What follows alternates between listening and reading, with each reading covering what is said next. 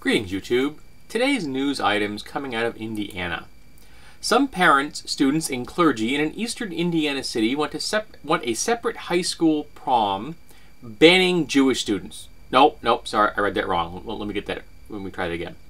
Some parents, students, and clergy in an eastern Indiana city want a separate high school prom banning black students. Crap, I got it wrong again. Third time's a charm. I promise I'll get it right this time.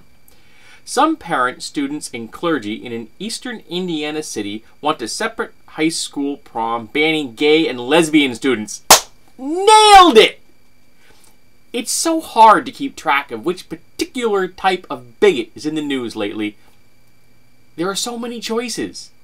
But this particular news piece is about gay and lesbian students being included in a high school prom. Some people in Indiana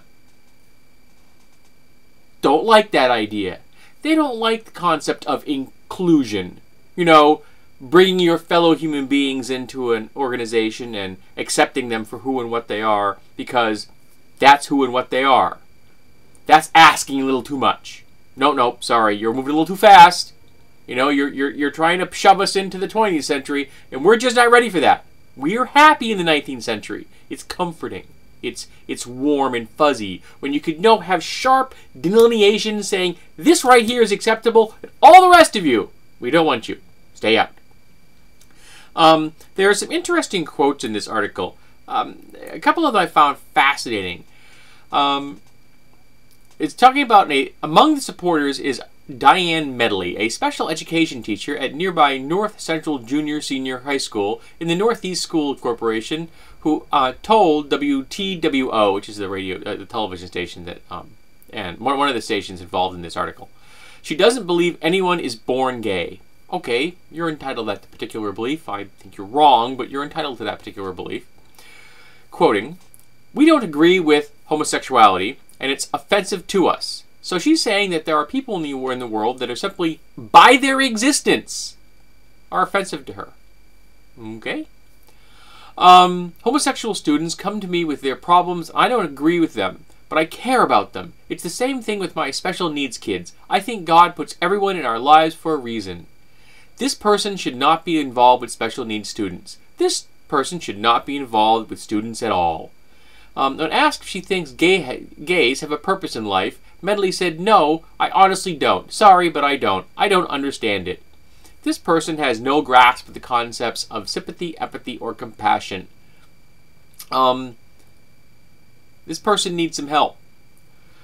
A gay person isn't going to come up and make some change unless it's to realize that it was a choice and they're choosing God, Medley told WTWO, which really doesn't roll off the tongue. Area pastors are also voicing support for the separate prom movement, and another shining example of why organized religion sucks. Christians have always been prepared for a fight. Jesus gave us armor for the front, not the back. We're not running anymore. Bill Fegley, I wish I was making that up. His name's Fegley, with Carlisle Church told WTWO. So apparently Christians are okay if things coming from the rear. The jokes write themselves. A Facebook page supporting the traditional prom had been pulled down Monday morning, and a counter-campaign had been launched called Support the Sullivan High School Prom for All Students. I know! A radical concept! Inclusion! National gay rights advocate Dan Savage also blasted the separate prom movement on his blog. There's a link to his blog. Quoting Mr. Savage, "There's no way to stop the haters at Sullivan High School from holding an independent prom for special bigoted kids." He wrote, "But here's what we can do. We can make a noise so loud enough that all the queer kids at Sullivan High School hear it. Those kids need to know that there are people, a lot of people, who think it was expletive is wrong." They attempted to get some input from the schools. None was forthcoming. So I realize that I've bantered about here and thrown quite a bit of hyperbole out there, and that's okay. I'm trying to keep a light tone in the face of something which is incredibly frigging ugly. Am I comments at the beginning of this video are completely appropriate. These people are saying separation is okay. Separate but equal didn't work the first time, folks. Separation didn't work the last time we tried it. You can ask the Jews that were put into the ghettos. You can ask the blacks that weren't allowed to go into towns after sundown, or had to live in their own neighborhoods, or couldn't go into stores. And people are going to tell me that, well, you know, it's different, genetics. No, don't give me that crap. If you don't believe that being gay is biological, fine, don't.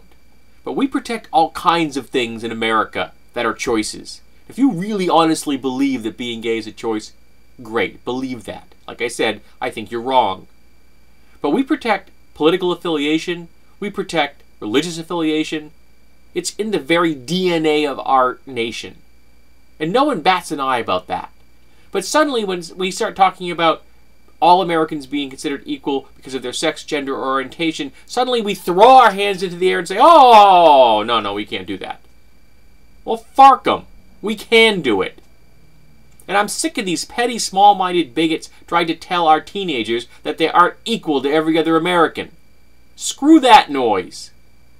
So yes, my attempt to achieve a light tone has failed. But at least I'm being honest. These people are being honest, but they're bigots. I'm being honest. I'm inclusive.